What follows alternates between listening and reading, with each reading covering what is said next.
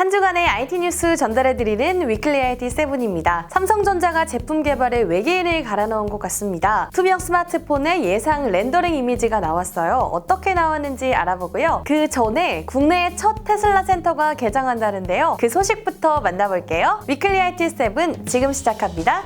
국내의 첫 테슬라 센터가 9월 중에 부산에서 개장됩니다. 테슬라 센터는 매장과 서비스 센터를 합친 개념이라고 하는데요. 차량 시승과 구매, 정비까지 한 번에 서비스를 받을 수 있다고 하고요. 33번째 슈퍼차저 충전소도 함께 설치가 된다고 하네요. 부산에 이어서 올해 안으로는 분당에도 개장할 예정이라고 합니다. 그 밖에도 충전소와 서비스 센터 등을 계속 확장해 나갈 예정이라고 하네요. 뿅뿅뿅! 추억의 게임보이가 최신 기술과 만나 재탄생했는데요. 노스웨스턴대와 네덜란드 델프트 공대의 연구팀이 태양광 패널을 탑재한 게임보이를 개발했다고 해요. 그러니까 배터리 없이도 게임을 할 수 있게 된 거죠. 그것뿐만 아니라 게임을 하면서 버튼을 막 누르면서 발생하는 전력으로도 게임기를 작동시킬 수 있다고 하는데요. 하지만 단점이 있는데 바로 날씨가 흐리면 게임이 끊길 수 있다고 하네요. 어쩌면 멀지 않은 미래에 배터리 없이 작동되는 닌텐도 스위치가 개발이 돼서 충전 필요 없이 하루 내내 동물의 숲을 할 수 있는 날이 올 수도 있겠네요. 우리나라에서 사용량이 제일 많은 SNS는 무엇일까요? 바로 네이버의 밴드라고 합니다.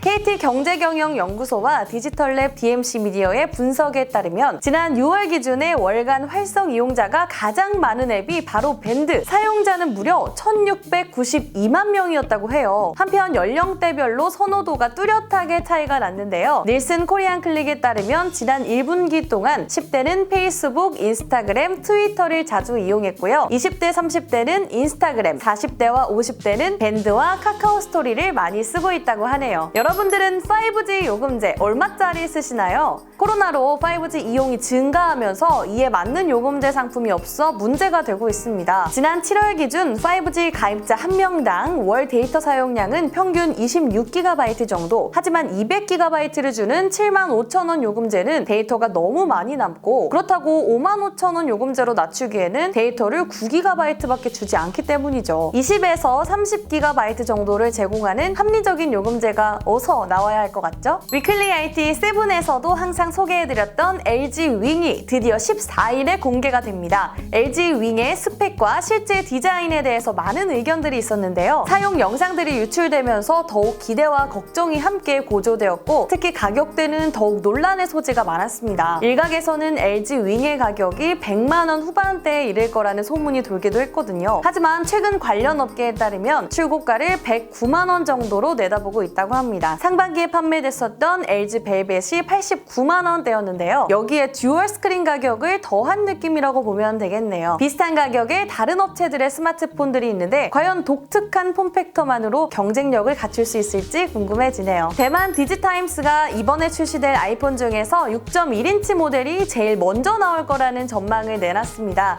6.1인치라고 하면 아이폰 12 맥스와 아이폰 12 프로에 적용이 될 것으로 보이고 있는데요. 6.1인치 아이폰용 초미세기판은 지난 7월부터, 나머지 모델은 8월 하순부터 초미세기판이 공급됐기 때문에 이런 추측을 했다고 해요. 그러면 특이하게도 아이폰 12 기본 모델이 아닌 맥스 모델부터 공개가 된다는 건데 조금 어색하게 느껴지기도 하네요. 정말로 삼성은 외계인의 기술로 스마트폰을 만드는 걸까요? 렛츠고 디지털이 보도를 했는데요. 삼성이 투명 디스플레이를 탑재한 스마트폰을 개발하고 있다는 내용이었습니다. 손으로 잡고 있으면 이 손바닥이 보이고, 이렇게 스마트폰을 들면 뒤편 모습이 다 보인다는 거잖아요. 말만 들으면 이게 가능해? 라고 생각하실 텐데요. 지난 1월에 미국과 세계 지적재산권 사무소에 특허를 출원했습니다. 특허 도면도 공개가 됐고, 이를 바탕으로 한 가상의 렌더링 이미지도 나왔어요. 이걸 어떤 용도로 쓸 수 있을까라고 가늠도 하지 못할 정도로 먼 미래 얘기 같은데요. 과연 삼성이 정말로 투명 스마트폰을 만들 수 있을지 기대가 됩니다. 한 주간의 IT 소식 전해드리는 위클리 IT 7, 다음 주에 더 새로운 소식들로 찾아뵙겠습니다. 안녕!